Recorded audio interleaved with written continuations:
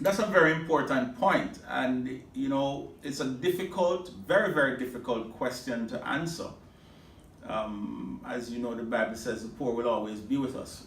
But I think if we take that line as a key in terms of how we design national policies, then I think one of the things we have to look at in our national policy that needs to be improved as we talk about building back better is our social protection mechanisms, social policies, and look to see how we look at the social housing program and what that might look like in supporting some of those individuals who are below the poverty line or just on the cusp of the poverty line that would need some assistance. And it doesn't mean that you have to build a mansion to build sound and to build better. We have seen timber framed houses appropriately designed and built at low cost, but built to a proper specification using the appropriate fittings and the appropriate standard grades of material that have stood up and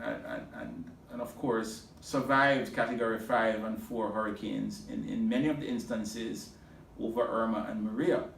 So it really is about how, even with building our modest homes, we adhere to the application of certain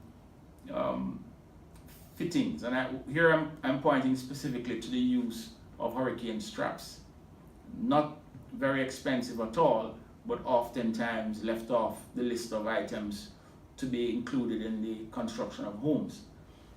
So it's a difficult question, but I think the answer lies within a balance between government social protection programs and social policy programs that can assist the poor, but also looking at how we are very smart in terms of the approach we take to building the modest homes. It's not going to be a solution for all, hence the need to look at our other support systems as we go forward. So building back better doesn't mean you're going to solve everything overnight.